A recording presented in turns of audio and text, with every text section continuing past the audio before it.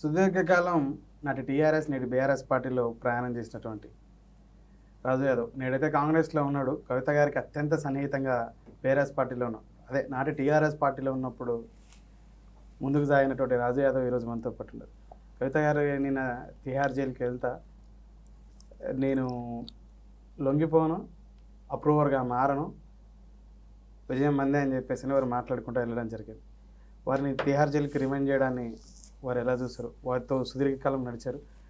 ఎటువంటి అక్రమాలకు అవినీతికి పాల్పడరు కవిత గారు అని చెప్పేసి బీఆర్ఎస్ నాయకులు చెప్పుకోవచ్చు అన్నారు. మాట్లాడదాం రాజు యాదవ్ గారితో. నమస్తే రాజన్న. కవిత గారిని సమర్థించే వ్యక్తులంతా అటువంటి నేచర్ కాదు కవిత గారిది. జాగృతి అని చెప్పేసి అనేటువంటి ఒక సంస్థను ఏర్పరిచి మహిళల్లో చైతన్యాన్ని ఇది తీసుకొచ్చి రాజకీయ చైతన్యాన్ని ఆర్థికపరమైనటువంటి వాళ్ళలో స్వతంత్రాన్ని ఇచ్చేసేయడానికి చాలా ప్రయత్నాలు చేసింది వారు ఇటువంటి వాటికి పాల్పడరు అని చెప్పేసి అనేటువంటి బీఆర్ఎస్ నాయకులు చెప్పినటువంటి వ్యాఖ్యలు మీరు కవిత గారితో చాలా అంటే నేను ఇందాక చెప్పినట్టు చాలా దగ్గరగా ప్రయాణం చేశారు. ఇప్పుడు జాగృతి సంస్థ పెట్టిందే వాళ్ళు కోట్లు కొల్లగొట్టుకోవడానికి. జాగృతి సంస్థ పెట్టింది ఎన్ఆర్ఐల నుంచి పెద్ద పెద్ద వ్యాపారవేత్తల నుంచి డబ్బులు దండుకోవడానికి వాళ్ళు జాగృతి పెట్టారు. జాగృతి పెట్టిన తర్వాత ఒక్కరికి కానీ వీళ్ళు ఒక లైఫ్ ఇచ్చినామన్నట్టు చూపిమని చెప్పండి ఒకటి.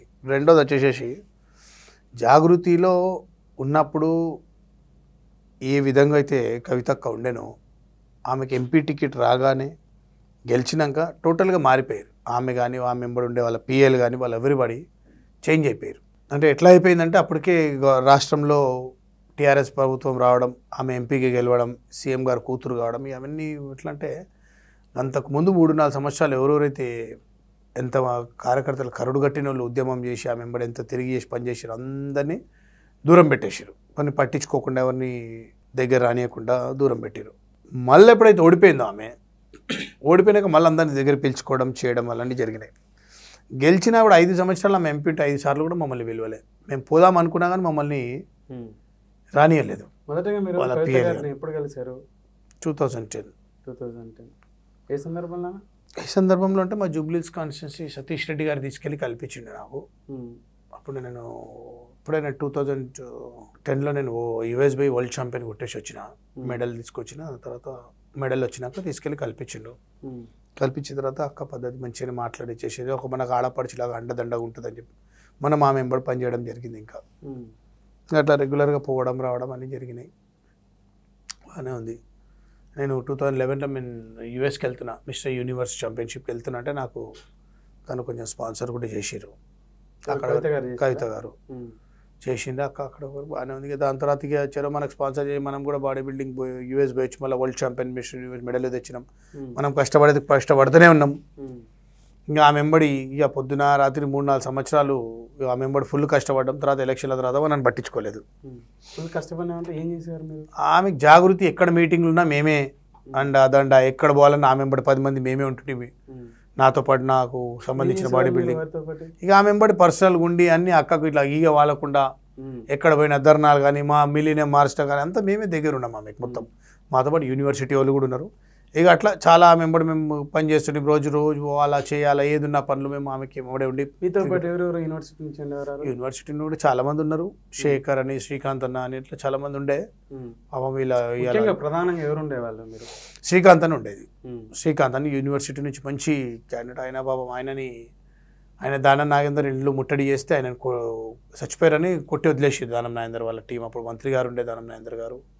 సో అట్లా శ్రీకాంత్ లాంటి వాళ్ళు చాలామంది కూడా దెబ్బలు తిని మేము వాళ్ళు ఎన్నో చేసి అంత ఇదైపోయింది. తర్వాత గెలిచి 5 సంవత్సరాలు ఎవరికి ఏం చేయలే, ఓడిపోయిన 5 సంవత్సరాలు కూడా ఎవరికి ఏం చేయలే. ఎంతవరకు ఆమె బర్త్డే వచ్చిందంటే మాతో చెప్పిపించి మాతో యాడ్లు వేయించుకోవడం చేయడము. వాళ్ళ పిఎల్ ఫోన్ చేసి అక్క బర్త్డే ఉంది యాడ్ చేయండి అని చెప్పి యాడ్లు వేయించుకోవడం, లక్షల రూపాయలు ఖర్చు పెట్టిపోయడం. వాళ్ళు మాకు చారణ పెడితే మేము వాళ్ళకి బారణ పెట్టినాం. అట్లా అంటే వాళ్ళు వేస్తే ఏంటంటే దారం వేస్తారు, వస్తే కొండ వస్తుంది, లేకపోతే దారం పోతుంది అన్నట్టు ఉంటుంది. ప్రతి ఒక్కరు అట్లా పెద్ద పెద్ద వ్యాపారవేత్తలు వాళ్ళకి కావాలా. మీరు కూడా వేయించారా? చాలా యాడ్లు ఇచ్చినాం. మీరు సుమారుగా ఎంత ఖర్చు పెట్టారు? ఇచ్చినాము, ఎంత బాగానే పెట్టినాం. పెడితే చెప్తే రావు కదా ఇప్పుడు. సరే అది కూడా ఏంటంటే ఎంత 10 లక్షలు పెట్టారా, 5 లక్షలు కొన్ని పెట్టినాం కానీ ఎట్లా అంటే వాళ్ళకు అధికారం వచ్చేసిన తర్వాత వాళ్ళ రాష్ట్రంలో వాళ్ళ అధికారం వచ్చినాక వాళ్ళకి ఏంటంటే వ్యాపారవేత్తలు కావాలి, డబ్బున్నోళ్ళు కావాలి, వాళ్ళతోనే మాటలు వాళ్ళతోనే వాళ్ళ పిఏలకు కానీ వాళ్ళకి కానీ. అదే ఎవరి మీదైనా దాడి చేయాలి, ఎవరి మీదైనా వీళ్ళకి అపోజిషన్ వాళ్ళ గురించి ఏదైనా మాట్లాడాలంటే మేము ముందుకు రావాల్సి వస్తుంది. ఎప్పుడు గ్రహించారు ఇది? మేము ఎప్పుడైనా మీటింగ్ ఉంటే లేకపోతే ఎవరినైనా నిరసనలు చేపట్టాలన్నా వారి తరపున వాయిస్ ఇవ్వాలంటే మనని పిలుస్తూ ఉన్నారు, తర్వాత మనని చాలా సార్లు మేము కూడా లోపల మేమందరం కూడా మాట్లాడుకోరు. ఏంది పోయి ఈ కొడుకులు నలుగురే ఉంటారు, వీళ్ళు ఓడో జరా పెద్ద పలుకుబడి ఉన్న వాళ్ళని పిలుస్తురు, ఇలా అని పిలుస్తలేరు, ఏంది ఇది మనం మీద కష్టపడి మనం పని చేస్తున్నాం, మనం ఏది అంటే అందరం బాధపడేటోళ్ళం. కాకపోతే ఇక రెస్పాన్స్ రాలే. ఒకసారి అడిగినాం అక్కని, ఏందాక మాకెవరు పట్టించుకుంటలేరు, ఏంది మేము మీ గురించి ఇంత చేసినాం ఇంత చేస్తున్నాం ఎప్పటికి చేస్తాము, మరి లేదు అట్లేం లేదు, మీరు నా తమ్ముళ్ళు, మీకు మేము లైఫ్ సెట్ చేస్తాం, మీరు అది చేస్తాం, మీకు అందరికి నేను పదవులు చేస్తా, నామినేటెడ్లు చేస్తా, అదేనది ఒక్కరికి చేయలేదు. చేసింది ఎవరికి శ్రీకాంత్ అన్న కానీ మాకు కానీ ఇట్లా చాలా మంది ఎవరికి చేయలేదు. సరే పోనీ చేయకూడని ఇక మేము కూడా ఏం చేసినామంటే ఇక కాంగ్రెస్ పార్టీ ఉద్యమకారులకు ఏదైనా న్యాయం చేసేటట్టు ఉందని చెప్పి ఎలక్షన్ రాగా చాలా మంది ఎక్కడో కూడా మేము కాంగ్రెస్ పార్టీలో జాయిన్ అవ్వడం జరిగింది. ఎప్పుడు గ్రహించారు కవిత గారు అంటే తన ఎన్నిక కాబడేంత వరకే ఆ విధంగా ఉంటారు, తర్వాత వేరే వ్యక్తులకు ఇంపార్టెన్స్ ఇస్తున్నారని? మేము 2014లో ఆమె ఎంపీ కాగానే 6 నెలలకే మాకు ఎఫెక్ట్ అర్థమైపోయింది. చలవే 6 నెలలు అక్క బిజీ ఉంటుంది కదా, గెలిచింది కదా అనుకున్నాం. 6 నెలలు 6 సంవత్సరాలైనా మమ్మల్ని పట్టించుకుంటలేరు. సో అట్లా దాని తర్వాత మళ్ళీ ధర్మపురి అరవింద్ ఆమె మీద కాంట్రవర్సీగా మాట్లాడడం చేయడం అవన్నీ చేయడం వల్ల ధర్మపురి అరవింద్ ఇంటి మీదకి అటాక్ చేయడానికి అన్ని మళ్ళీ దగ్గర మేమే అప్పుడు మమ్మల్ని పిలుచుకురు. మీ మీద ఈడీలో పేరు రాగానే బీజేపీ వాళ్ళు మీ ఇంటి మీద ధర్నా చేస్తే సామా రంగారెడ్డి కానీ ఇట్లా చాలా మంది ధర్నా చేస్తే అది వాళ్ళందరితో మేమే కొట్లాడినాం, వాళ్ళందరినీ కొట్టి పరిగెత్తించింది మేమే. ఇట్లా మాకు ఆమె గురించి లేలే ఏం ఆ ఉద్యమం టైంలో ఏదైతే ఉండేనో దాని తర్వాత అదే ఎఫెక్ట్ అంతా మేమే చేసుకోవాలి, ఓడ చేయలే, ఓడ మనకు పైసలు పెట్టలేదు. దేవుడి దగ్గర మనకు 4 పరిచయాలు ఉన్నాడు, మనం కొంచెం మనం కేసుల నుంచి కాపాడుకోగలుగుతున్నాం, మనం కాపాడుకున్నాం అంతే. కవిత గారు ఎలా ఉండేవారు? చాలా మంది అంటా ఉన్నారంటే కొందరేమో ఆమె దగ్గరికి రానేది, చాలా అహంకారపూరితంగా ఉంటుందని చెప్పి చాలా ప్రేమతో మాట్లాడుతాను. మాట మర్యాద మంచిగా ఉంటుంది. ఈ మాట 100 మందిలోనే ఏం రాజు ఏం సంగతి ఎట్లున్నా ఏం నడుస్తుంది అన్ని బాగానే మాట్లాడతారు. అక్కడే ఆ మాటకే ఖుషి అయిపోవాలి మనం. ఇక ఆమె జర్ర దగ్గరికి మాట్లాడినారు, అలా చుట్టుముట్టున్న పిఎలిగా మన 6 నెలల వరకు మళ్ళీ అక్కడ రానియరు కూడా రానియరు. ఒకరోజు ఆమె మాట్లాడింది అనుకోండి మనతో ఫ్రీగా హ్యాపీగా 6 నెలల వరకు మళ్ళీ అలా పిఎల్ ఏ ఫోన్ ఉన్నా ఆమె గుర్తు చేసినామని వీళ్ళు ఫోన్ చేయరు.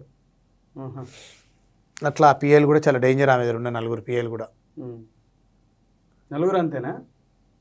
మీకు యాడ్లు కావాలని చెప్పేసి ఆ 4 వ్యక్తులే ఫోన్ ఎవరో ఒకటి చేస్తాడు కదా, యాడ్లు అయిపోయి బర్త్డే వస్తుంది చేయాలి అది చేయాలి ఇది చేయాలని చెప్పి చేస్తుండే. సరే ఇప్పుడు మేమేమంటాము, ఇలా వాళ్ళ అధికారం అయింది, మాలాంటి వాళ్ళం ఎంతోమంది కష్టపడ్డాము, మాలాంటి బాధ మేమందరం కలకల మేము బాధపడ్డాం కాబట్టి భగవంతుడు వాళ్ళకి శిక్షించాడు. ఆమెకి ఇలా పోయింది తిహార్ జైలు, రాజభోగాలు అనుభవించి ఇలా పోయి తిహార్ జైల్లో ఎవరంటే మేము బయట మంచిగా రాజాలాగా మేము తిరుగుతున్నాం. ఇలా ఎందుకు మేము ఎవరికి అన్యాయం చేయలేదు. అటువంటి నేచర్ కాదు, కరప్షన్కి పాల్పడదు కవిత గారు. ఇదంతా 200% కరప్షన్ చేస్తుంది, అణచివేయడానికి మాత్రమే చేసినటువంటి. నేనేం చెప్తున్నా కవితక్క కనుక ఇందులో ఇన్వాల్వ్మెంట్ లేకపోతే, కవిత కనుక అక్రమంగా అరెస్ట్ చేస్తే ఈ పాటికి కేసీఆర్ ఢిల్లీలో జంతర్ మంతర్ కాడ ధర్నా చేస్తాడు. కేసీఆర్ అనే వ్యక్తి ఈ పాటికి ఢిల్లీలో జంతర్ మంతర్లో ధర్నా చేస్తాడు. ఆమె తప్పు లేకపోతే, ఆమె ఇన్వాల్వ్మెంట్ లేకపోతే, ఒకవేళ టీఆర్ఎస్ పార్టీ వాళ్ళని కేసీఆర్ ఫ్యామిలీనే లోపల అంటే డైరెక్ట్ కేసీఆర్ను కేటీఆర్ను వేస్తారు కదా. ఇప్పుడు ఇంత ఫోన్ ట్యాపింగ్లో ఇంత బ్యాక్గ్రౌండ్ ఉండి చేసిన సంతోష్ రావుని పేరు ఇప్పుడిప్పుడు వస్తుంది, ఎర్రబల్లి దయాకర్ రావు పేరు, వీళ్ళందరి పేరు ఇప్పుడిప్పుడు వస్తున్నాయి. నేనేం చెప్తా, ఇక్కడ బలి పశువులు అయింది ఆ గవర్నమెంట్ ఉద్యోగులు, పోలీస్ ఆఫీసర్లు కూడా అట్లా చేయొద్దు. చాలా ఘోరం ఫోన్ ట్యాపింగ్ చేయడం, ఒకరి సంసారం కూల్చడం కరెక్ట్ కాదు. పుట్టొందల పొడుగుడు కొడితే పొడుగుంతల పోషమ్మ కొట్టిందని మన దగ్గర ఒక సామెత ఉంది తెలంగాణలో. సంసారాలు కూల్చారంటారు, చూస్తున్నాం కదా. ఇప్పుడు ఒక హీరోనిది మీడియా కోడై కూస్తుంది. ఇవాళ తప్పు ఎప్పుడు చెప్పరు కదా, ఉన్నది చెప్తున్నారు కదా, వాస్తవమే కదా. ఎందుకు ఒక ఫ్యామిలీని నువ్వు ఏ అధికారం ఉందని చెప్పి, నీకు ఏ రైట్స్ ఉన్నాయని చెప్పి నువ్వు వీళ్ళ ఫోన్లు ట్యాప్ చేస్తావు? ఎవరు ట్యాప్ చేశారంటారు? మొత్తం సంతోష్ రావు, ఎర్రబల్లి దయాకర్ ఈ ఫోన్లు ట్యాపింగ్ చేసేది డే 1 నుంచి అలవాటు ఉన్నదే సంతోష్ రావుకి. ఇదంతా సంతోష్ రావు, హరీష్ రావు గేమ్ ఇదంతా. కేటీఆర్ వీళ్ళ ఫ్యామిలీ ఏంటంటే ఎవరు పెద్ద వ్యాపారులు, ఎవరు పెద్ద పెద్ద సెలబ్రిటీస్ వీళ్ళంతా మా గ్రిప్లో ఉండాలి. గ్రిప్లో ఉండాలంటే ఏం చేయాలి, వీళ్ళ ఫోన్లు ట్యాప్ చేయరు. ఫోన్లు ట్యాప్ చేయడానికి గవర్నమెంట్ ఆఫీసర్లని పోలీసులను వాడుకోరు. పోలీసు వాళ్ళు జీవితాలు నాశనం. ఎంత తప్పుడు ఆరోపణలు చిల్లరగా ప్రవర్తిస్తున్నాడు రేవంత్ రెడ్డి. ఇంటర్వ్యూకి కూడా వీక్లేవు. ఏదో ఒకరిద్దరు అధికారులు చేసినటువంటి ఒకవేళ తప్పు చేసింటే ఫోన్ ట్యాపింగ్ చేసుకుంటే దానికి మాకు సంబంధం అని ఎలా చెప్పుకొస్తారని చెప్పేసి చర్యలు తీసుకోమని చెప్పి 100% తీసుకుంటారు. కేటీఆర్కి నేను చెప్తున్నారే, కేటీఆర్ను ఒకటి ఆలోచించాలి. నీ అండర్లో అధికారులు పనిచేస్తారు, వాళ్ళ అండర్లో నువ్వు పనిచేస్తలేవు కదా. నువ్వు చెప్పినట్టు వాళ్ళు పనిచేసిరు, నువ్వు నీ బావ నీ తమ్ముడు చెప్పేపట్టుకుని వాళ్ళు పనిచేసిరు. వాళ్ళకి ఏమవసరము, పోలీస్ అధికారులకు ఏమవసరం అండి? వాళ్ళని వీళ్ళని ట్రాప్ చేయాల్సింది మీరు చెప్తేనే కదా వాళ్ళు చేస్తారు. మీ ఆదేశం లేకుండా ఏం చేయరు. మీరు ఒక 50 మంది చేయమని ఉండొచ్చు, వాళ్ళు ఒక 60 మంది చేసిండొచ్చు, వాళ్ళ పర్సనల్లో కొంచెం వాళ్ళు చేసుకునొచ్చు. అంటే తప్పేముంది? నీ వెంట్రుక పీక్తారా, నీ షర్టు పీక్తారా, నీ ప్యాంటు పీక్తారా, కొన్ని రోజులు ఆగరాదు చూపిస్తే ఏం పీకాలో పీక్తారు. 100% పీక్తుంది. రేవంత్ రెడ్డి గారు గౌరవ ముఖ్యమంత్రి వారికి అవసరం లేదు. ఆయనకు రాష్ట్రంలో ఎట్లా అభివృద్ధిలో తీసుకుపోవాలి, రాష్ట్రంలో ఒకటి ఇచ్చిన హామీలలో ఏమేమి అమలైన, ఇంకేమేమి అమలు కాలే, ఇంకా ఏం హామీలు కూడా ఎలా అమలు చేయాలి, ప్రజలకు తెలంగాణ ప్రజలకు ఎట్లా న్యాయం చేయాలని చెప్పి రేవంత్ రెడ్డి గారు దాని మీద కాన్సన్ట్రేట్ చేస్తారు. రేవంత్ రెడ్డి గారు ఫోన్ ట్యాపింగ్ మీద కాన్సన్ట్రేటే చేసేలాడు, పట్టించుకోవట్లేదు. చెప్పేవంతా సొల్లు. మా నాయకులను గుంజుకోవడానికి మాత్రమే ఆయనకు సోయ ఉంటుంది. రైతులకు రైతు బంధు వేయడానికి, నీళ్లు అందించడానికి, లేకపోతే పెన్షన్ సరిగా ఇట్లా ఇంకా ఇట్లా చాలా సమస్యలతో సతమతమవుతారు. గవర్నమెంట్ వచ్చి 3 నెలలు అయింది. అంతకుముందు గవర్నమెంట్ వాళ్ళే కదా, అంతకుముందు వాటర్ స్టోరేజ్ కానీ ఏదున్నా వాళ్ళే చేయాలి కదా, అదంతా వాళ్ళ బాధ్యతనే కదా. ఇప్పుడు వాళ్ళు కాక ఒక మాట, ఇప్పుడు కాంగ్రెస్ కాక టీఆర్ఎస్ వస్తే నీళ్ళు వస్తుండే ఆయన. ఇప్పుడు ప్రకృతి కదా, దాన్ని ఎవరు ఆపలేరు, దాన్ని ఎవరు రమ్మనలేరు, దాన్ని ఎవరు పొమ్మనలేరు కదా. నీళ్ళు వచ్చే టైంలో వస్తాయి, అది ఉన్నది. దాని గురించి గవర్నమెంట్ ఏం చేయాలనేది ప్రయత్నం చేస్తుంది. ఇప్పుడు రైతులే కానీ రైతులకే కానీ ఎంప్లాయీస్కే కానీ ప్రతి ఒక్కరికి న్యాయం చేసే పార్టీ ఏదైనా ఉందంటే భారతదేశంలో కాంగ్రెస్ పార్టీ. తెలంగాణ రాష్ట్రంలో కాంగ్రెస్ పార్టీ వచ్చినాక న్యాయం చేయాలని, ప్రజలకు న్యాయం చేయాలని చూస్తుంది, ప్రజలకు న్యాయమే చేస్తుంది. ఇప్పుడు రైతు బంధు అనేసరికి ఇప్పుడు 5 ఎకరాల లోపు ఉన్న వాళ్ళకి చాలామందికి పడ్డది. 5 ఎకరాల పైన ఉన్న వాళ్ళకి లేదు, 5 ఎకరాల పైన ఉన్న వాళ్ళకి వద్దండి, అవసరం లేదు. 100 ఎకరాలు రోడ్లకు, గుట్టలకు చెరువులకు కూడా రైతు బంధులు ఇచ్చుకురీళ్ళు. గుట్టలకు చెరువులకు కూడా రైతు బంధులు ఇచ్చుకోరు. అంత ఘోరమే కదా. చాలా మంది పడ్డాయి, మాకు పడ్డది అబ్బా. పర్సనల్గా నాకు 2.5 ఎకరాలు నాకు పడ్డది, మా ఫ్యామిలీలో 5-6 మందికి పడ్డది కదా. సో ఇప్పుడు ఏదైతే రేవంత్ రెడ్డి గారి మీద కేటీఆర్ గారు చేసిన ఆరోపణలన్నీ అవస్థ ఉంటారు. నేనన్నా కేటీఆర్ అనేటోడు ఫస్ట్ వాడు పరిశీలించుకోవాలి. కేటీఆర్ అనేటోడు ఎన్ని తప్పులు చేసిండో వాని ఒక్కరిని రూమ్లో కూర్చోమని చెప్పుండు. వాడు ఎంతమంది హీరోనీల నంబర్లు ట్రాప్ చేయించండు, హీరోల నంబర్ ట్రాప్ చేయించు అంటే వీడే కేటీఆర్. వీడు దొంగ కేటీఆర్. వీడు తమ్ముడు సంతోష్ రావు, వీళ్ళు ఎంతమంది జీవితాలు నాశనం చేసి వీళ్ళ సంతోష్ రావు అనేటోడు ఎంతమందికి నామినేటెడ్ పదవులు ఇస్తా అని కోట్ల రూపాయలు దొబ్బేసిండు సంతోష్ రావు అనేటోడు. వాడు దొంగ. ఎలా వాడు మాట్లాడతాడు, ఇలా కేటీఆర్ మాట్లాడతాడు ఏంది, నా వెంట్రుక పీక్తారా, నీ షర్టు పీక్తారా, నీ ప్యాంటు పీక్తారా, కొడక పీక్తారు, కొన్ని మాగు 100% మీకుంది, ముందుంది ముసర్ల పండుగ. ఇటీవల కన్నారావు గారి మీద కూడా పెద్ద ఎత్తున ఆరోపణలు వచ్చినాయి. అంటే గతంలో కూడా వచ్చాయి కానీ మళ్ళీ ఇప్పుడు పెద్ద ఎత్తున భూ కబ్జాలు అని చెప్పేసి అని వారు పెద్ద ఎత్తున చేశారు అధికారంతో. నేనేమంటున్నా, వాడు పెద్ద లంగా. కన్నారావు అనేటోడు ఇయ్యాలటికి నేను 2008 మాట చెప్తున్నా, నాతో జరిగిన విషయమే. నా ఫ్రెండ్ ఒక ఆయన తెలిసిన అతను ఉంటాడు, కేసీఆర్ అన్న కొడుకు అవుతాడు. కన్నారావు అనేటోడు 2008లోనే ఒక కారు 3 కమ్మి రాజమండ్రి జైలు వేడు. కన్నారావు అనేటోడు ఒక కారుని 3 కమ్మి రాజమండ్రి జైలుకు పోయిండు వాడు. ఎప్పుడు 2008లో. వాడు పెద్ద లంగా. వాని పని ఇది, అన్ని లంగా పనులు దొంగ పనులు. వాడిని వీళ్ళు ఎంటర్టైన్ చేసిరు. వాని పెళ్లికి ఈమె కవితకు పోయి అన్ని అంటే దొంగలు ఊరు పంచుకురు అంటారుగా, దొంగలు ఊరు పంచుకురు. వీళ్ళు దొంగలే మొత్తం తెలంగాణ రాష్ట్రాన్ని పంచుకురు. వీళ్ళు అక్కడ వాళ్ళు ఇక్కడ ఇట్లా చేసిరు. ఎంత ఘోరం అంటే మీరు చూడు, ఈ ఫోన్ ట్యాపింగ్లో కానీ అన్నిట్లో మొత్తం వెలమాలే ఉన్నారు. మీకు కన్నారావు గారికి పరిచయం ఉంది అయితే? నేను ఏం చెప్తున్నా, 2008లోనే ఆయన పెద్ద స్కామ్ చేసిండు. ఒక 30-40 కార్ల స్కామ్లో రాజమండ్రి జైలు పోయొచ్చిండు కన్నారావు అనే వ్యక్తి. మాకు తెలుసు కదా, మా ఆనంద్ అన్న అని మా దగ్గర ఉంటాడు, కృష్ణనారాయణ మాకు బాగా దగ్గర ఫ్రెండు, నేను అన్నగా భావిస్తాయనని. ఆయన కారే తీసుకొని ఆయనకు ఒక కారు అమ్మిండు. ఆ కారు మళ్ళీ ఆయన దగ్గర 2 రోజుల్లో వస్తా ఊరికి బేస్తాను తీసుకుపోయి మళ్ళీ 2 కమ్మిండు. ఒకటే కార్ మాతో జరిగిన కారే మా ఫ్రెండ్ సర్కిల్లోనే ఒక కార్ని ముగ్గురికి అమ్మిండు. సో అట్లా 30-40 కార్లు చేసి 2008లోనే కన్నారావు రాజమండ్రి జైలుకు పోయిన వ్యక్తి. కన్నారావు కానీ కేటీ రామారావు కానీ సంతోష్ రావు కానీ వీళ్ళంతా దొంగలు. అప్పుడు వామ్ చేసుకుంటే ఒక ఆడియో బయటకు వచ్చింది, ఇతనేనండి? అదే కండక్ కావరం ఈ కొడుకులకి అధికార అతనేనా? ఆ కన్నారావే అధికారం ఉందని బాగా కౌరం. ఈ కన్నారావుకే కానీ కేటీఆర్కే కానీ సంతోష్ రావు ఇలా కొడుకులు మొకాల్లో వీళ్ళయి పోతారు. ఈ కొడుకులు అందరు జైలుకు పోతారు. నేను చెప్తున్నా కదా, కేటీఆర్, హరీష్ రావు, సంతోష్ రావు, కవిత అయితే వెళ్ళిపోయింది, ఈమె పోయింది, ఇక కవితక జైల్లో ఉంది. జైల్లో ఉండాల్సిందే వాళ్ళు. మినిమం సంవత్సరం వరకు వాళ్ళు జైల్లోకి రాకపోతేనే అలా చక్కగా అవుతారు వాళ్ళు.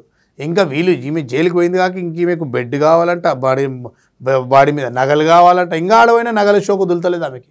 లేదు, జైలుకి వెళ్ళిన తర్వాత హెల్త్ ఇష్యూస్ బాగున్నాయని చెప్పేసి కూడా అన్నీ ఉంటాయి. జైలుకి పోయినాక హెల్త్ ఇష్యూలు వస్తాయి, నాన్న గుర్తొస్తాడు, అమ్మ గుర్తొస్తుంది, కొడుకులకు ఎగ్జామ్లు గుర్తొస్తాయి, నాన్నను చూడాలనిపిస్తుంది. ఈడ ఉంటే ఏం ఆరోగ్యం ప్రాబ్లం ఉండదు, ఏముండదు. అన్నీ చేసే ఇవన్నీ పిచ్చకుట్ల పనులు చేసుకొని చిల్లర పనులు చేసుకున్న దాదాపు 8-9 సంవత్సరాలు చాలా క్లోజ్గా, ఒక 4 సంవత్సరాలు కొంచెం అంటే ముట్టనట్టు ఉన్నప్పటికీ వారి ఆరోగ్య సమస్యలు అప్పుడేమో ఆమెకేం ఆరోగ్య సమస్యలే బాబా, ఆమె మంచిగా ఉంది, ఆమె అన్ని మాటలు, ఆమె అన్ని మాటలబ్బా. వారి ఆహార అలవాట్లు ఏ విధంగా ఉంటాయి?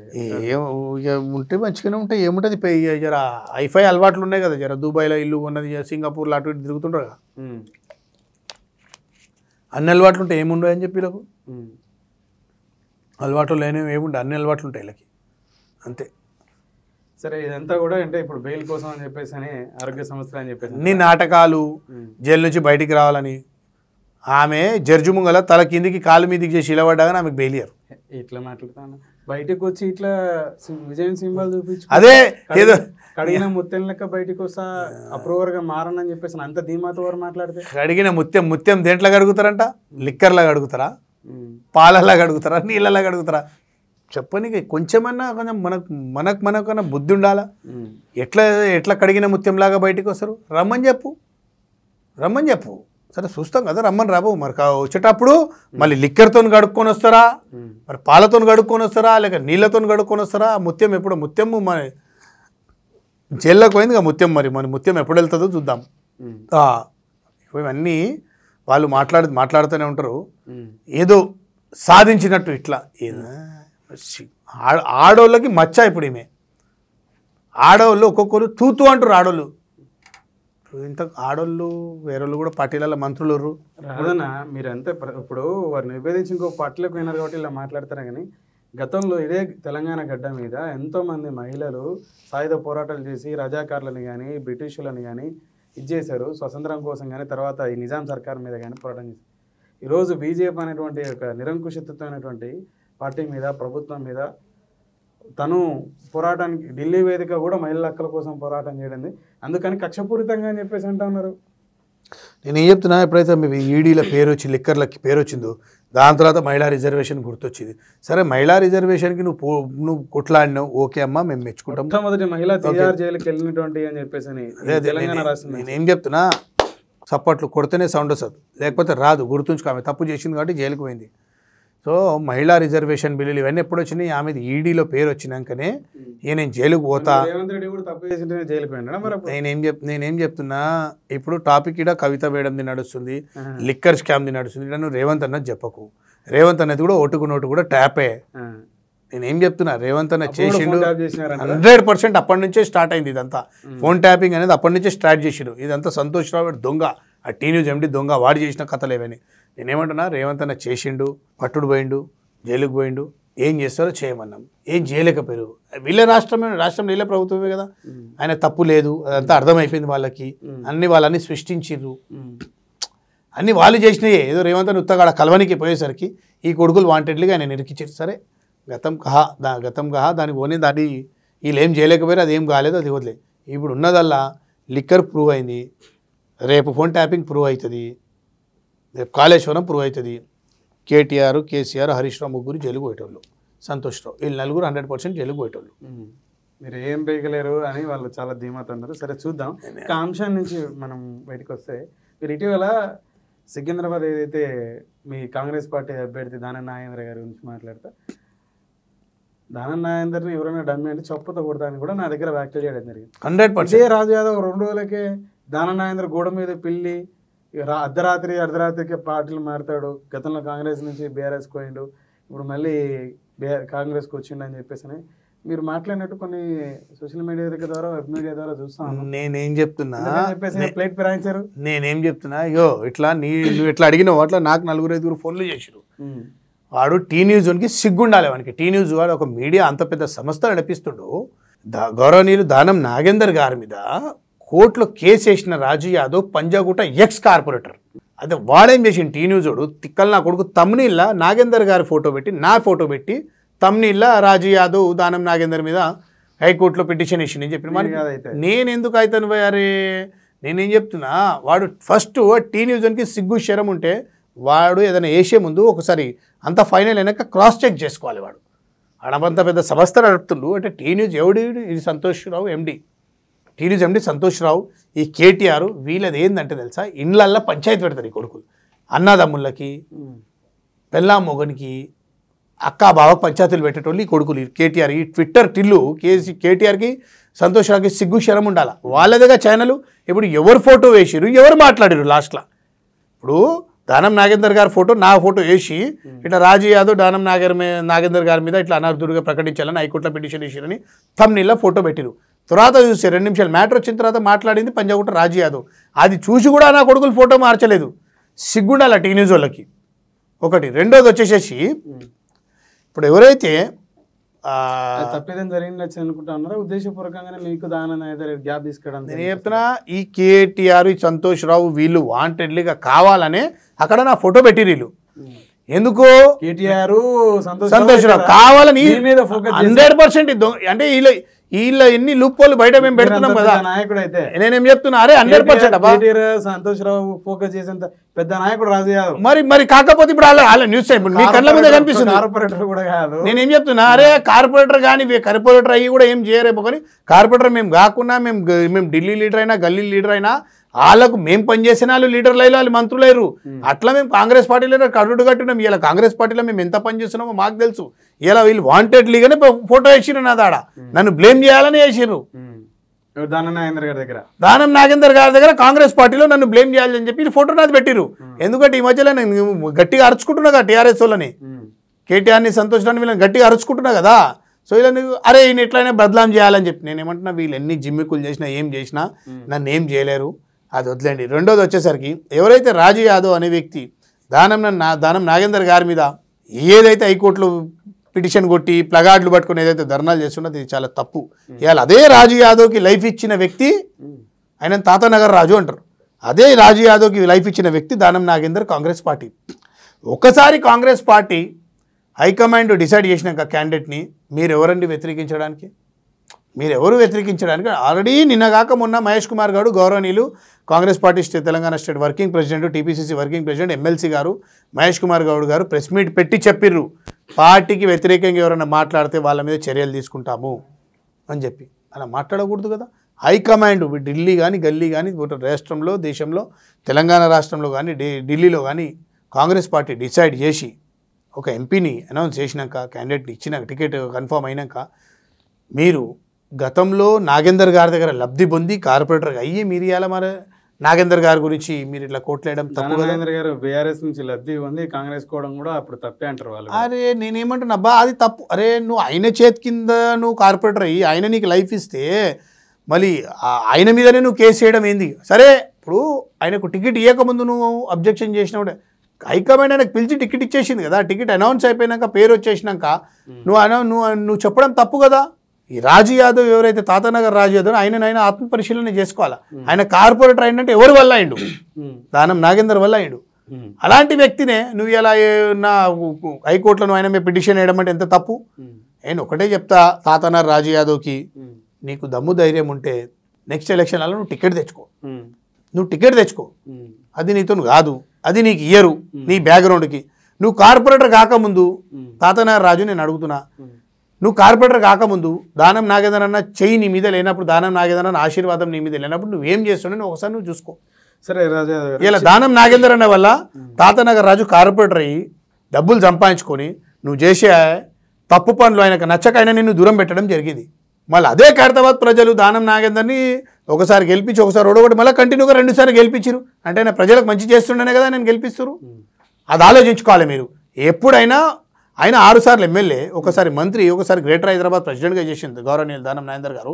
ఇలా ఆయన గురించి మాట్లాడేటప్పుడు ఎవరైనా కానీ ఆలోచించి మాట్లాడాలి. ఆయన ఎప్పుడు చేసినా తనకు నమ్ముకున్న కాన్స్టిట్యూన్సీ ప్రజలకు న్యాయమే చేసిండు. ఆయన ప్రజలకు న్యాయం చేయకపోతే 1 నుంచి 6 సార్లు ఎట్లా ఎమ్మెల్యే అవుతాడు? అది ఆలోచించాల్సిన విషయము తాతన రాజుకుంది. చివరిగా మనం మాట్లాడుకునే సందర్భంలో వివిధ అంశాలను మాట్లాడుతూ హైదరాబాద్ ఎవరైతే బీజేపీ కంటెస్టెడ్ ఇప్పుడు ఎవరైతే పోటీలో ఉన్నారో మాధవీలత గారి గురించి మాట్లాడడం జరిగింది. వారికి సంబంధించిన వ్యక్తులు కొందరు కింద కామెంట్లలో మీరు అన్ని తప్పులు మాట్లాడుతున్నారు, కుసంస్కారంగా మాట్లాడుతూ ఉన్నారు, విరెంచి హాస్పిటల్ ఏ విధమైన అవినీతికి పాల్పడలే, వారి గతంలో కూడా చాలా సేవలు చేయడం జరిగింది హైదరాబాద్ పార్లమెంట్ పరిధిలో అని చెప్పేసి. అన్న ఒకటి నేను చెప్తా, సేవలు అందరు చేస్తారు. సేవలు చేయాలంటే పదవే అవసరం లేదు. సేవలు చేయాలంటే పదవే అవసరం లేదు. మంచితనం ఉంటే మనం సేవ చేసుకోవచ్చు, మానవత్వం ఉంటే సేవ చేసుకుంటాం. సేవ ఎవరి గురించి చేసిరు? చేయరు. మరి ఎందుకు వచ్చి రాజకీయాలకు? ఎవరు రమ్మన్నారు ఆమెని? ఇంకా మరింత సేవ చేయడానికి. ఏం సేవ? సేవ చేయాలనుకుంటే పదవి ఎందుకే? పదవి ఎందుకు సేవ చేయాలంటే? ఇంకా అవకాశం ఉంటుంది కదా. అవసరమే లేదు. ఇట్లా 100 మంది సేవలు చేసేటోళ్ళు, ఎవ్వరు పదవులు లేని వాళ్ళు చాలా మంది ఉన్నారు. సంస్కారంగా మాట్లాడుతున్నాడు, స్త్రీ అని కూడా మరిచి రాజు యాదవ్ అని చెప్పేసి. నేనేమంటున్నా భయ్, ఆమె ఒక నటి. నేనేం చెప్తున్నా, అరే మహానటి ఆమె, కానీ నేనేం చెప్తున్నా, ఆమె ఇయ్యాలను ప్రజల సమస్యల మీద ఎందుకు పోరాడుతున్నావు? ఈ రోజు నీకు టికెట్ కన్ఫర్మ్ అయినాక నిన్న చెంగిచర్ల పోయి ఎందుకు ఆగినావు? మళ్ళీ ఇంతకుముందు ఎన్ని కాలేదు హిందూ ముస్లిం కమ్యూనల్ హైదరాబాద్లో, తెలంగాణలో? అంటే ఆమె స్వార్థం గురించనే కదా, ఆమె స్వార్థం గురించనే కదా. ఇంతవరకు ఎప్పుడైనా నువ్వు చెప్పు, ఒక రిపోర్టర్గా, ఒక సీనియర్ రిపోర్టర్గా నువ్వు ఎంతో మందిని చూసినావు, ఆమెను చూసినావు, చాలా మందిని చూసినావు.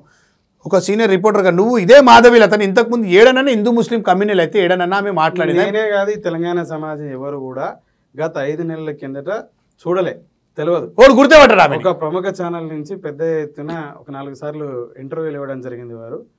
వారు అంటే కట్టు బొట్టుతో చాలా మందికి దగ్గరయ్యారు. హిందూ సాంప్రదాయాల గురించి మాట్లాడుకుంటా, పిల్లల్ని ఏ విధంగా పెంచాలా, సాంప్రదాయాన్ని ఏ విధంగా పరిరక్షించుకోవాలా. ఇప్పుడు నేనేం చెప్తున్నా, అది 5 నెలల నుంచి ఆమె పబ్లిక్లో వచ్చింది. ఓకే, మరి అంతకుముందు ఎందుకు రాలే? ఇప్పుడు మీకు ఇక్కడే అర్థమైపోయి ఆమె నటి కాదు, ఆమె నటన చేస్తుందా, నటన చేస్తలేదా? అంత ఏంటంటే ఆమె రాజకీయ లబ్ధి కోసం ఆమె ఇవన్నీ ఆడే నాటకాల్లో ఆడుతుంది. అని ఏముండదు. హైదరాబాద్లో పోవాలి, ఎలక్షన్ల తర్వాత ఈమె చూసుకో, జూన్ 4 తర్వాత ఈమె కనుమరుగైతే చూడు, మళ్ళీ టీవీలో కనిపించేది, పేపర్లలో కనిపించేది. హిందూ వర్సెస్ ముస్లిం అని చెప్పేసి హైదరాబాద్ పార్లమెంట్ ఎన్నిక ఉంటుంది అంటున్నారు. మీ అభిప్రాయం? నేనేమంటున్నా, ఓల్డ్ సిటీలో హిందువులే ఎంఐఎం కోటేస్తారు. ఓల్డ్ సిటీలో హిందువులే ఎంఐఎం కోటేస్తారు. ఒకప్పుడు ఉండే, అది ఇప్పుడు లేదు. ఇప్పుడు హిందూ ముస్లిం బాయ్ అన్నట్టున్నారు. హైదరాబాద్ ముస్లిం సోదరుడు బీజేపీ కోటేరా? ఏ ముస్లిం సోదరుడు బీజేపీకి కాంగ్రెస్ కోటేరా? వేస్తారు, అది ఉంది. కానీ హిందువులు కూడా ఎంఐఎంకి వేస్తారు. హిందువులు కూడా ఎంఐఎం కోట్లు వేసేటోళ్ళు ఉన్నారు ఏడా ఓల్డ్ సిటీలో. ఎందుకంటే మా ప్రాపర్ అక్కడే కదా, మాకు తెలుసు కదా. ఇప్పుడు పీస్ఫుల్గా ఉన్నాం, ప్రశాంతంగా ఉన్నాం. అసదుద్దీన్ ఇప్పటికీ 4-5 సార్లు ఎంపీగా గెలిచిండు. ఏ ఇబ్బందులు లేవు, ఏ కొట్లాటలు లేవు. గత 15 లేదు. డెవలప్మెంట్ ఎందుకు లేదు? నేనేమంటున్నా, డెవలప్మెంట్ లేకపోతే 1,50,000 రూపాయలు గజం ఉందా? పో దుల్పేటలో పో, చార్మినార్ ఓల్డ్ సిటీ పో, సుల్తాన్ షాహి పో, మాజూర్ ఖానా పో, దుల్పేట మాజూర్ ఖానా పో. 1,50,000 రూపాయలు గజం ఎక్కడ నీకు తక్కువ లేదు. ఓల్డ్ సిటీలో ఎక్కడ డెవలప్మెంట్ లేదే ల్యాండ్ రేట్లు పెరిగినాయా, రెంట్లు పెరిగినాయా? డెవలప్మెంట్ లేదని ఎవరంటారు? ఓల్డ్ సిటీలో ఉన్నంత డబ్బు గల్లోళ్ళు నీకు న్యూ సిటీలో దొరకరు. కానీ న్యూ సిటీలో బిల్డింగులు కనిపిస్తాయి, కానీ ఓల్డ్ సిటీలో చిన్న ఇల్లులు ఉంటాయి. కానీ బాగా డబ్బు ఉన్న వాళ్ళు ఉన్నారు ఓల్డ్ సిటీలో. నువ్వు యాకుత్పురా తీసుకో, మొగల్పురా తీసుకో, డబుల్పురా తీసుకో, లాల్ దర్వాజా తీసుకో, మీర్ చౌక్ తీసుకో, ఎక్కడైనా తీసుకో. నువ్వు అలియాబాద్ నుంచి ఎక్కడ చూసినా చిటికి వేసుకుంటా మాధవీలత గారు బిడ్డ అంత చూస్తా హైదరాబాద్లో గెలిచేది బీజేపీ, మోదీ గారికి, అమిత్ షా గారికి అద్భుతమైన బహుమతిని అందించబోతున్నా అని చెప్పేసి. అరే నేనేం చెప్తున్నానే, అభివృద్ధికి ఆమెడ దూరంలో ఉంది హైదరాబాద్ పార్లమెంటు. అభివృద్ధి చేసి చూపించా అవకాశం కల్పించిన బీజేపీకి మంచి బహుమతిని ఇచ్చా, పార్లమెంట్ గెలిచింది. చరిత్రలో సాధ్యపడింది నేను సాధ్యం చేసి చూపించా. మహిళ అబల కాదు, పెద్ద శక్తివంతురాలని నిరూపిస్తాను. ఈ మొక్కమైన మహిళ కానీ అట్లే ఎవరు మహిళలు లేరు, ఈ మొక్కమైన మహిళ అన్నట్టు మాట్లాడితే ఎవరు వినరు. సో నేనేం చెప్తున్నా, ఇంతకుముందు కూడా చెప్పినా, నేను ఇప్పుడు కూడా చెప్తున్నా, ఆమె హైదరాబాద్ పార్లమెంట్ కాన్స్టిట్యున్సీలో కనుక ఎంపీగా గెలిస్తే, ఓకే, నీ స్టూడియోలోనే, నీ కెమెరా ముందే, నీ ముందే బార్బర్ షాప్ నుంచి ఒక మనిషిని పిలిచి ఈడనే సగం గుండు సగం మిసం సగం గడువు మురిగించుకొని పోతాను. ఆ మాటకు నేను ఇప్పుడు కట్టపడినే పడుకుంటా ఆమె గెలిస్తే. చివరిగా ఇప్పుడు వారి మీద మీరు మాట్లాడుతున్నట్టు మాటలకి అంటే మనం కూడా చాలా కామెంట్లు చూసిన కింద రేపు కూడా వచ్చాయి, వారికి మీరు ఇచ్చే సమాధానం? నేనేం చెప్తున్నా, ఆమె గురించి హిందూ వ్యతిరేక మీరు ద్రోహి, మహిళల పట్ల గౌరవం లేదని చెప్పేసి అని. హిందూ వ్యతిరేకి నేను ఎందుకైతేనే మా సొంత మామ సొంటిని అమ్మ అయోధ్యలో సాధువు అయినాడు ఇలా 1989-90లో పోయి వీళ్ళు మాట్లాడతారు. ఎవడు హిందూవాది బీజేపీ బీజేపీ ఏం చేసింది? ఎంతమంది ఇప్పుడు ఎగ్జాంపుల్ చెప్తా, ఇదే ఓల్డ్ సిటీ నుంచి బాలరాజ్ యాదవ్ అనే వ్యక్తి పోయి బాబ్రీ మస్జిద్ మీద జెండా పెట్టిన వ్యక్తి ఇవాళ వాళ్ళ ఫ్యామిలీకి ఏం ప్రాధాన్యత ఇస్తుంది బీజేపీ పార్టీ? ఇట్లా వందల వేల మంది చచ్చిపోయారు. సో ఈ బీజేపీ పార్టీ ఎంతవరకు వాళ్ళు రాజకీయంగా లబ్ధి పొందడానికే ఈ మోదీ మీడియా గోదీ మీడియా నడుస్తుంది. సో వీళ్ళంతా హిందూ అంటే సరే హిందూ ధర్మం అందరికీ ఉందండి, అందరి ధర్మం. నేను కూడా ధర్మాన్ని ఫాలో అవుతా, నేను కూడా బొట్టు లేనిదిలా నేను కూడా స్నానం చేసుకొని రోజు రామరామ అని కూడా దండం పెట్టుకొని ఇంత జపం చేసుకొని వెళ్తా. సో మన ధర్మం మనల్ని కాపాడుతుందని మాత్రము మనం ఈ రాజకీయ పార్టీలకు ధర్మాన్ని వాడకూడదు. ముస్లింలు జోక్తున్నారు మీరు అంటున్నారు. నేనేం చెప్తున్నా రాజకీయ పార్టీకి రాజకీయ లబ్ధి కోసము రాజకీయ పార్టీల కోసం ధర్మాన్ని వాడకూడదు. వీళ్ళు చేసేది అదే బీజేపీ వాళ్ళు. సో ఎవడేమనుకుంటేది నేను ఫైనల్గా చెప్పేది ఒకటే, నేను హిందూనే బట్ నేను సెక్యులర్ పార్టీలో ఉంటా. నేను సెక్యులర్ లీడర్ని, నేను సెక్యులర్ మనిషిని. నాకు హిందూ ముస్లిం క్రిస్టియన్ సిక్కు అవి నా దగ్గర తేడాలు లేవు, అవి ఉండవు. మా గతంలో లేదు, ఇప్పటికి కూడా లేదు.